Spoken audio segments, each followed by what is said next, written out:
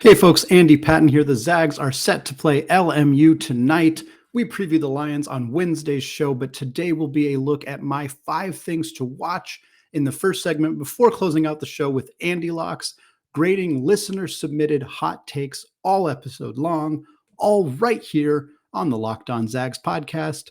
Don't go away.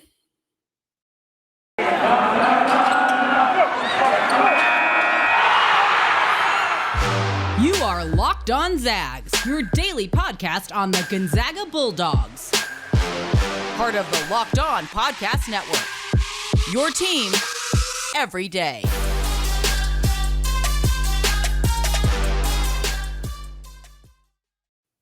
What is going on, y'all? Welcome to the Locked On Zags podcast, part of the Locked On Podcast Network. Your team every day.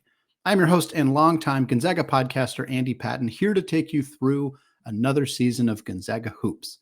I want to thank all of you who make this podcast your first listen of the day, and those of you who have checked out the show on YouTube. As I have said, it is one of the fastest growing channels on the Locked On Podcast Network. I have redone the entire front page. It looks great. Come check it out if you haven't already. Now is a great time to join the Locked On Zags YouTube group. Hit that subscribe button after searching for Locked On Zags on youtube.com. You'll find it there. Today is game day. It is Thursday. It is Zags versus LMU, 6 p.m. tonight. The Zags were off on Saturday. It feels like it's been a really long time since they played. They've obviously had some lengthy breaks throughout the season because of COVID-19. It's nice to get them back on a 2-game per week schedule. LMU tonight, Portland Pilots on Saturday. Hopefully we can see a little bit more of a kind of consistent schedule for the rest of the season. I'm not holding my breath. The WCC's got a lot of games to make up. I think we're going to see plenty of games get moved around as the rest of the year goes forward. But for now, looks like this week is safe with LMU and Portland. Wednesday's show, I previewed the LMU Lions, talked about how they haven't quite lived up to expectations this year in the second year under Coach Stan Johnson. Eli Scott, very good. Joe Quintana, very good shooter. They got some pieces, but the team as a whole has not really gelled together all that well, despite being almost the exact same group they had last season, 9-8 on the year. Now I want to look at 5 things that I'm going to be watching for in this game. I do this for almost every single game, just kind of key things, whether it's matchup-based things or defensive strategies that I think we may or may not see in the game, maybe some players we don't see very many minutes of. And then after the game on Friday's show, we'll kind of go over these 5 things, say, hey, did it end up being a thing that was a factor in the game or not, and kind of just use that information to inform ourselves for upcoming games. So for the first one, this has been a key one the last couple of days.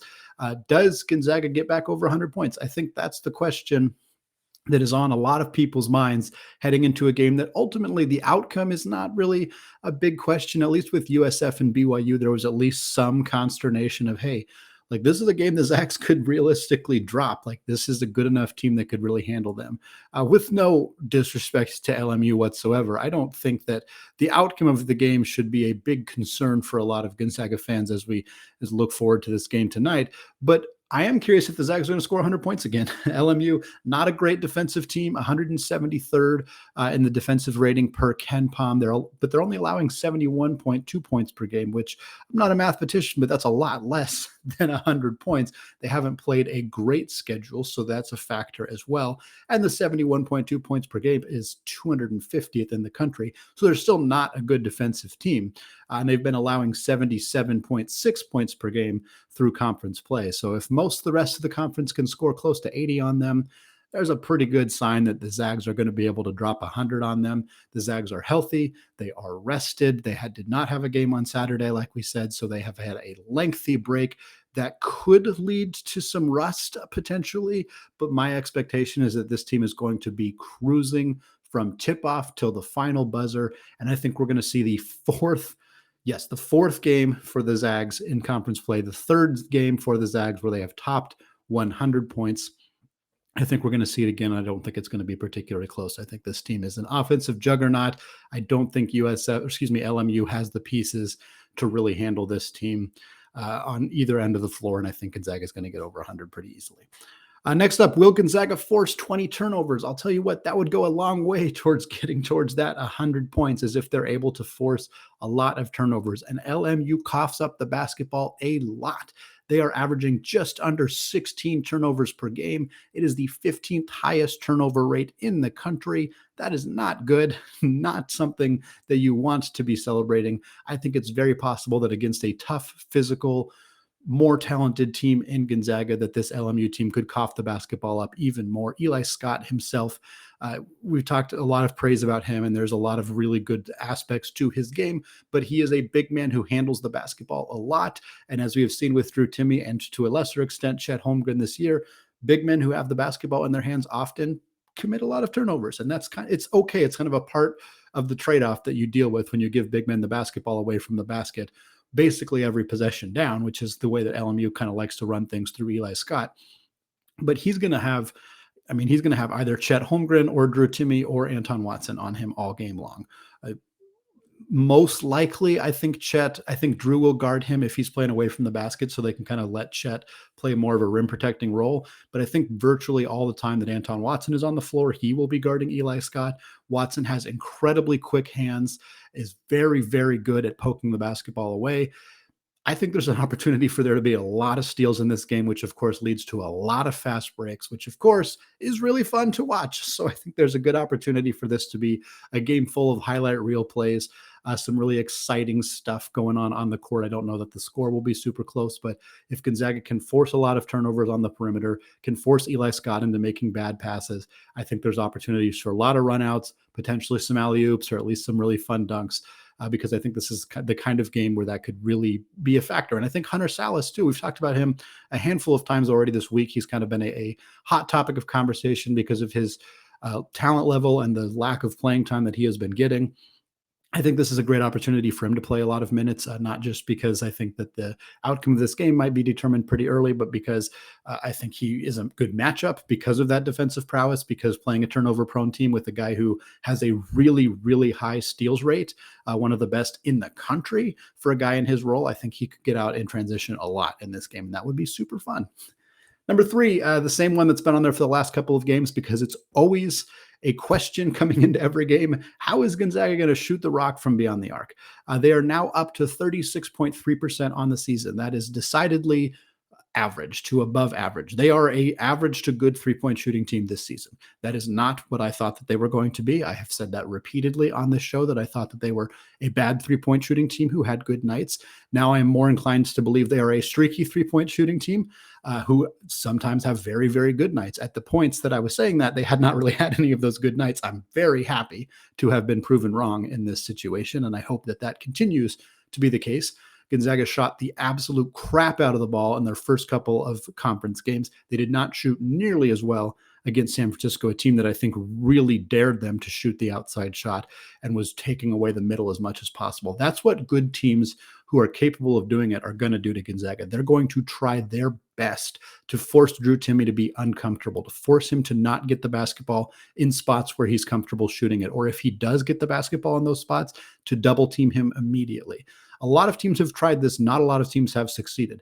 But when teams do succeed at this, and it will happen. When that happens, Gonzaga needs to have other alternatives offensively. They do, but they need to be consistent with those, I guess is the best way to put it. Because if Drew Timme has an off night, you need to be able to rely on your guards to shoot the ball well from beyond the arc. Doing so from the three-point line forces the defense to step out. It gives Drew Timme more room to get position. It just creates a whole host of issues for the defense. You look at the Texas Tech game, they had a strategy to try to stop Drew Timme, and then Gonzaga came out and shot the crap out of the basketball, and they had to abandon their strategy because otherwise they were just getting killed on the three-point shot.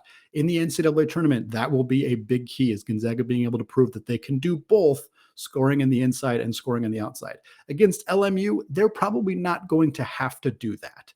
They don't have a ton of size, a ton of ability to stop Drew Timme or Chet Holmgren or Anton Watson from scoring in the paint. Likewise, I think Gonzaga's ability to cut, their guards' ability to get around LMU's players and get to the rim are going to be strong enough that they could probably win this game shooting very poorly or shooting very little from beyond the arc. but I would like to see them continue to do it.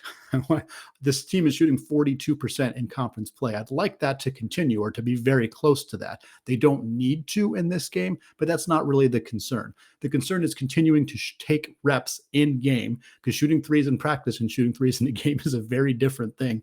Continue to improve in that area, because if this is a 40% three-point shooting team consistently, night in and night out, when the NCAA tournament starts, their odds of winning the NCAA championship go up a lot in my mind. Next up, some minutes questions. Does Andrew Nembhard play over 30 minutes? Again, this has been a topic talked about a handful of times on this show, but Mark Few really likes to ride his starters a lot, even in conference play, even in situations where the game is decided fairly early. We saw it last year a lot with Corey Kispert, who played well over 30 minutes per night, when they had Julian Strother, who only played about 7 minutes per night, and obviously has proven this year how capable he is as a Division I basketball player.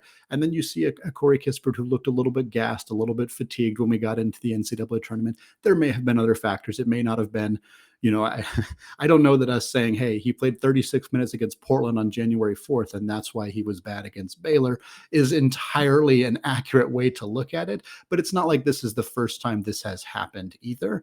And I think there is some reason to believe that Mark Few should be more willing to play his starters in the 24 to 28 minute range in games like this. Again, we don't know what the outcome of this game is going to be yet, but if it goes in the direction that I think is very possible that it goes, then I would like to see, 18 to 20 minutes to 25 minutes, even from a Hunter Sallis, from a Nolan Hickman, maybe even from Ben Gregg, we'll talk about in a second. Like there's reason for these guys to, if they're going to be a part of the future, there's reason that they should be more a part of the present. And I know that there are many examples of guys who didn't have a huge role and then blew up the next season. Obviously, Julian Strother is a very current example of that. Joel Ayayi is a recent example of that. Rui Hachimura is a recent example of that. It is not unprecedented in Gonzaga's program for this to happen. So I don't want to criticize too heavily on Mark Few and their development staff, because obviously they have had a tremendous amount of success doing this.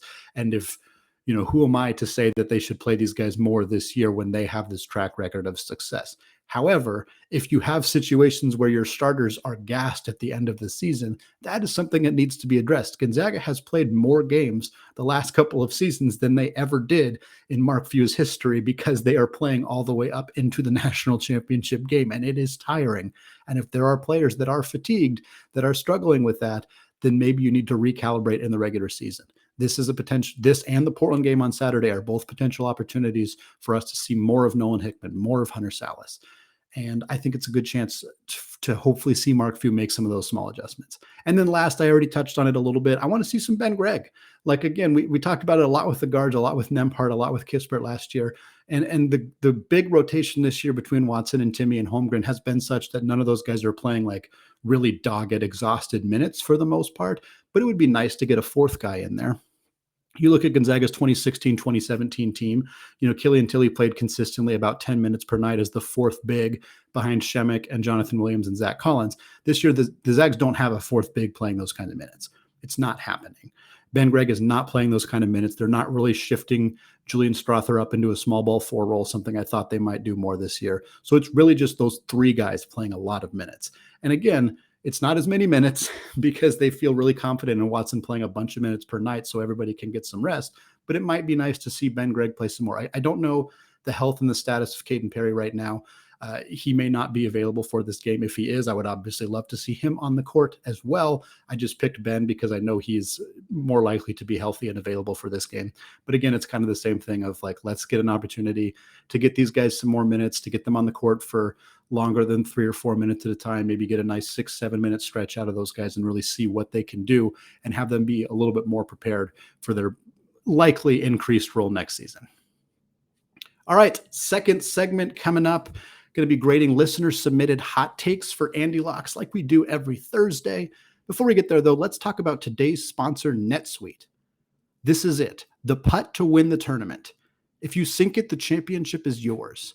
But on your backswing, your hat falls over your eyes. Is this how you're running your business? Poor visibility because you're still relying on spreadsheets and outdated finance software? To see the full picture, you need to upgrade to NetSuite by Oracle. NetSuite is the #1 cloud financial system out there to power your company's growth. With visibility and control of your finances, inventory, HR needs, planning, budgeting, and more, NetSuite is everything you need to grow as a company, all in one convenient location. NetSuite lets you automate your processes and close your books in no time while keeping you ahead of your competition. In fact, 93% of businesses surveyed increased their visibility and control after upgrading to NetSuite. Over 27,000 businesses already use NetSuite, and right now, through the end of the year, NetSuite is offering a one-of-a-kind financing program to those ready to upgrade at netsuite.com/lockedonNCAA. Head to netsuite.com/lockedonNCAA for special end-of-the-year financing on the #1 financial system for growing businesses. That's netsuite.com/lockedonNCAA. All right, segment 2, still Andy Patton, still locked on Zags. And now we're switching over to AndyLocks, grading listener-submitted hot takes all episode long. This first take comes from Jordan via Instagram. He says, it's not a Tommy Lloyd matchup, but the Zags get a Final Four rematch with UCLA. Yeah, so this is probably too hot just because predicting who's going to be in the Final Four in January is really, really tricky. I mean, hell, predicting who's going to be in the Final Four when you create your bracket for the first time is really, really tricky. But after UCLA dismantled Arizona in a Pac-12 matchup earlier this week, it definitely does seem more likely that UCLA is the team to advance through. This is a difficult UCLA team to kind of peg down. They weren't very good last year in the regular season, then made a tremendous run, then were really, really highly touted coming into this year because they returned basically the same core. And then they have been fine for most of the year. They lost to Oregon. They obviously got their doors blown off by Gonzaga. And then they turn around and win this big game against Arizona, a team that's kind of been really highly touted throughout the year as a top 10, maybe top 5 team. But of course, Arizona had not really played any super elite teams. They played some good teams and secured some good wins. I don't think that they're bad, but they had escaped without playing any of the really tough teams in the Pac-12 until earlier this week, and UCLA handed them a 16-point loss. So I'm not super confident about either of these teams, to be honest, which is kind of just how we always seem to feel about the Pac-12 as we get closer to March. Is like, are any of these teams good? Are all of them good? It's always a little bit tricky to tell. Last year, it seemed like they had a really good group because of the results we saw in March Madness, where Oregon State is in the Elite Eight. UCLA is in the Final Four. Really, USC had a great year. This year, it's a little bit less clear. I think UCLA and Arizona are both very good, and I think it's reasonable that Gonzaga will run into one of them on their way to the national championship game. Next up, Christian via Gmail. He says, the Texas Tech win will end up being the most impressive win for the Zags going into the tournament. Yeah, this was submitted earlier in the week before UCLA beat Arizona. That makes it a bit more of a hot take. I was almost going to label this too cold in the sense that I think right now Texas Tech may be Gonzaga's best win heading into the tournament, but then UCLA did that, and right now UCLA is the higher rated team. They're higher in the polls. They're higher in KenPom. So it's kind of right in between those two teams. I think for who's going to be Gonzaga's best win, obviously BYU is a nice victory for this team as well. They have other good wins. It's not like those are the only two, but I do think it's going to come down between Tech and between UCLA. And I think there's a pretty good chance that Texas Tech is the choice. So this is right on the border between being a really solid hot take or potentially being a little bit too cold. But I think it's going to come down to one of those two squads. Next up, this take comes from Emily via Facebook. She says, Ben Gregg will have a double-double before the year is up. I love it. I think it's too hot. I think that's somewhat clear in the sense that he is not playing nearly enough minutes per game to get up to 10 rebounds. I think it's very possible that he has an Umar Ballo-like game where he scores a bunch of points in a 6-minute span. We saw that from Ballo last year. I think he had 17 points in like 8 minutes against, I believe it was against Portland last year. I think Ben Gregg could absolutely do that. We've already seen a few games where he's had 8 points in like 2 or 3 minutes because he hit a pair of threes. But I'd be pretty surprised if he gets 10 rebounds in a game this year, just because I don't think he's going to play the minutes that are necessary to get there. I think Ben Gregg's future career in a Gonzaga uniform will include a lot of double-doubles because I think he's going to play a big role on this roster next season. Him and Anton Watson and Caden Perry are going to be a kind of the core nucleus of bigs next year, depending on what Drew Timme decides to do. But I don't think we're going to see him get a double-double this year. I do think it's possible we see him get over 10 points this year, though. The final take for this segment comes from Christian via Gmail. He says BYU will lose a WCC game to a team other than Gonzaga, USF, or St. Mary's. Yeah, it could happen tonight. I think tonight is a great opportunity for that to potentially happen. Santa Clara on the road. Santa Clara is good. They're a top 80-ish, I was going to say 75, 80-ish team per KenPom in the country. They've obviously had a very good year, a couple ugly losses early in the year, but they're healthy now. They were not healthy for a large chunk of the season. They were missing Yusuf Frankic. They were missing PJ Pipes for a couple of weeks. Both those guys are healthy going into this game. BYU, as we've talked about a handful of times on this show, they don't have a lot of size. They have very, very little size with Gavin Baxter out for the rest of the season. They're shorthanded in the front court. They got a couple of freshmen. Traore, very, very good young player, but they don't have a lot of depth in the front court. And Santa Clara doesn't have a ton of depth in the front court either, but they're one of the few teams that has enough size to really kind of punish BYU's for not having a lot of it. And they have some shooters. Obviously, Keyshawn Justice, a very good outside shooter. Jalen Williams, extremely talented as well. If they can get hot from beyond the arc, BYU is susceptible to this kind of loss. Their team relies so heavily on Alex Barcelo that as a scorer, as an outside shooter, that if he's off at all, and Santa Clara is not off, that's all that it would take for this game to be a win for the Broncos. I think there are a lot of other teams that probably don't have a recipe to beat BYU, even if Barcelo has a bad game. But Santa Clara is definitely one of them. And that's the game that's coming up on Thursday. I think it's very possible that the Broncos take that one against the Cougars. All right, 2 segments down, 1 to go, discussing more listener-submitted hot takes. Before we get there, though, let's talk about BetOnline. BetOnline would like to wish you a happy new betting year as we continue our march to the playoffs and beyond. Even in 2022, BetOnline remains the #1 spot for all the best sports wagering action. In fact, with a new year comes a new updated desktop and mobile website. Sign up today and receive your 50% welcome bonus on your first deposit. Just use our promo code LOCKEDON to get started. From football, basketball, hockey, boxing, and UFC, right to your favorite Vegas casino games, don't wait to take advantage of all the amazing offers available for 2022. BetOnline is the fastest and easiest way to wager on all of your favorite sports. Hey Zags fans, Andy Patton here with an incredible app everyone who buys gas needs to know about called Get Upside. My listeners are making up to 25 cents for every gallon of gas every time they fill up. Just download the free Get Upside app in the App Store or Google Play right now. Use promo code SCORE to get a bonus 25 cents per gallon on your first fill up. That's up to 50 cents cash back. Don't pay full price at the pump anymore. Get cash back using Get Upside.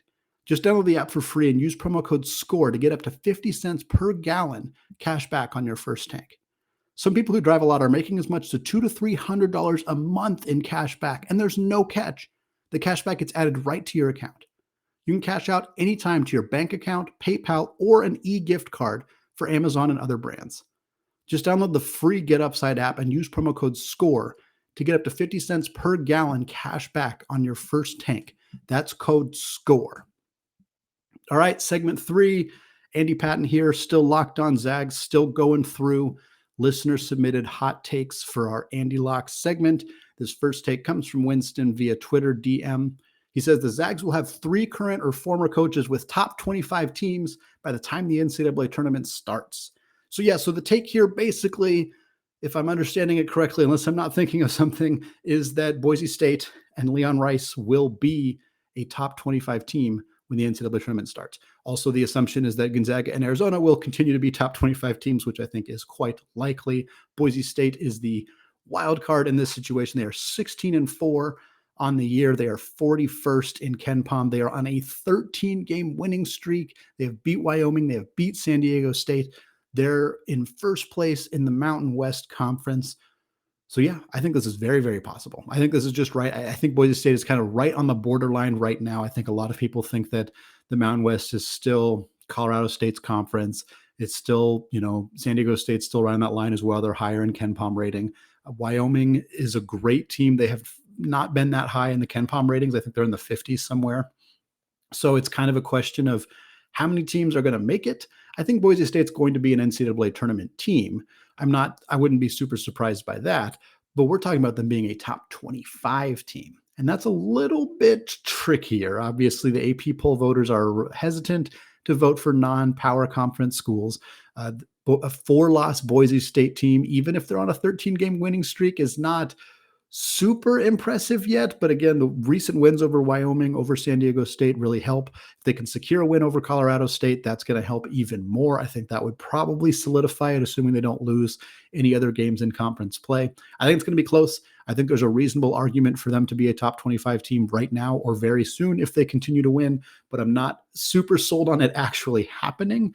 But I do think that there will be certainly 3 Gonzaga current or former coaches head coaching teams in the NCAA tournament, because I do think Boise State and, of course, Arizona and Gonzaga are going to be there. Next one comes from Christian via Gmail. He says, Chet Holmgren and Jalen Suggs will reunite in Orlando, and within 3 seasons will make the playoffs and go to Disney World to celebrate. I don't know where they would go after they make the playoffs, but Disney World sure as hell makes a lot of sense considering they play in Orlando. As for Chet Holmgren and Jalen Suggs reuniting, that is the prediction from Jonathan Givony of ESPN, who made his most recent mock draft public on, I believe, Wednesday of this week. And he had the Orlando Magic picking first, and he had Chet Holmgren going first overall. Lately, we've seen Chet fall he's been third on most of the recent mock drafts that I've been reading behind Paolo Banchero and Jabari Smith from Auburn. He's been third in that kind of range, along with Jaden Ivey from Purdue, is kind of right in that conversation as well. Ben Mathurin from Arizona. I would be fairly surprised if Chet fell to 3. I wouldn't be shocked if he doesn't go 1. I think between Jabari Smith and Chet Holmgren and, of course, Paolo, I think there's 3 really, really talented, high-profile players, and Chet plays the least appealing position. The other guys are more point-forward type players, and that's all the rage in the modern NBA. Chet, of course, is a 7-foot shot blocker who can shoot threes, which has been all the rage in every era of basketball ever. That is highly appealing all of the time. But I wouldn't be super shocked if somebody wanted to go with those other guys first, just because they're more appealing in the modern NBA, I suppose. But I don't know that I'd want to overthink it too much. And Chet is pretty clearly a player who's going to have a dynamite impact in the NBA right away. Look at Evan Mobley, who is kind of a similar type player as a shot blocker, who also could shoot a little bit in college. He's having a tremendous rookie season for Cleveland. So I don't know where Orlando's going to pick. Obviously, they could pick first, they could pick second, they could pick third. Like, there's a reasonable chance that Chet Holmgren will be wherever they end up picking. They need bigs. That is a position of need for this team. They have a lot of young guards, obviously, including Suggs himself. So I don't think they're going to use their top pick on a guard. So if they're going to use a top 3 pick on a center, makes a lot of sense that it ends up being Chet Holmgren and that those 2 guys get reunited, which would be incredibly fun. It'd be a bummer that the Gonzaga part of their story would be the only time that they weren't actually playing together, because my word, if those 2 guys were on the same team at the same time, I think you could probably hang a banner in the kennel before the season even ended. But unfortunately, they missed each other here at Gonzaga, but it'd be very fun to see them be teammates again in the NBA. Next up, this one comes from Jay via Gmail. He says, Joel Ayayi will be a rotation player in the NBA before the season is up. Yeah, so this is too hot. He's not quite there yet. He's good enough to be an NBA player, and he's probably good enough to have played more than the 7 games and 2.9 minutes per game that he has played. He's only scored 2 points. He has 4 assists, but he really struggled in the summer league, and he didn't look like a confident basketball player going out and looking for a shot. And the summer league is different than even the G League, than even certainly the NBA, in the sense that it's more of trying to show off for scouts than it is like playing team basketball. So I understand that. And Joel's much more of a team basketball. He doesn't need the ball in his hands to be effective type of player. We've seen him have a lot of great success in the G League. He's put up some really monster numbers for the Capital City Go-Go's, the G League team affiliate for the Washington Wizards, but he hasn't gotten a ton of run in Washington. He's signed to a 2-way contract, so he would have to either become a rotation player in Washington or get traded to another team or get cut and sign somewhere else and become a rotation player there. I don't see a rotation situation opening up in Washington. They have a lot of depth at all of their guard positions. I just would be surprised if it happened. I think he'll play more as the year goes on. That would not surprise me at all, but I'm not sure he's going to quite reach the threshold as rotation player. But there's a possibility that it happens for him down the line. I'm not ruling him out of being a rotation player in the NBA someday. Just not sure that it's going to happen this year. And the final question of the show comes from Christian. He says, Drew Timme will finally land a beard/facial hair grooming company and will end a commercial with a stash signature celebration. Sorry, messed up the wording there. He's going to land an NIL deal basically to get a beard or facial hair company, and then he's going to do a commercial where he does his stash signature celebration. I would love this, obviously. How could you possibly not love this? I wonder if the lack, we've seen the stash more often the last couple of games. There was kind of a big period of time in the season where we really didn't see a lot of the stash celebrations. Some people thought that it was because he wasn't playing as well as he did last year. I don't know if he abandoned it for any particular reason. He sure seems to be back to doing it now. It would be super fun to see him do it in a commercial. They've obviously made references to it in the Northern Quest commercials, the casino in Spokane, where another person does the stash celebration with Drew Timme, but he does not do it himself. It would be fun to see him get some kind of company that involves facial hair in some capacity, because that's such an iconic part of his look. But it has not happened yet. I don't know how aggressively he's out looking for NIL deals right now, so I'm not holding my breath that this is something that's going to happen for him before the end of the season. But maybe if he comes back next year, he'll land himself a nice deal with somebody and have a big commercial that goes out nationwide of him doing the stash celebration and really alienating a lot of college basketball fans before he comes back for his fourth and final year. All right, happy Zags Day, fans. Can't wait to chat with you all tonight during the game. It's going to be super fun and a great game against LMU. Hopefully, the Zags can get out in transition, throw down a lot of dunks, score over 100 points. Reaction pod coming on Friday, as always, to finish off the show right here on the Locked On Zags podcast. Available wherever you get podcasts and available on YouTube. Hit that subscribe button for YouTube if you have not done it already. Finally, thank you again to those of you who make this podcast your first listen of the day. Now is a great time to make your second listen of the day, the Locked On Bets podcast. Locked On Bets is your daily one-stop shop for all of your sports gambling needs. Locked On Bets is hosted by your boy Q with expert analysis and insight from Lee Sterling. All right, thank you all for listening, and go Zags.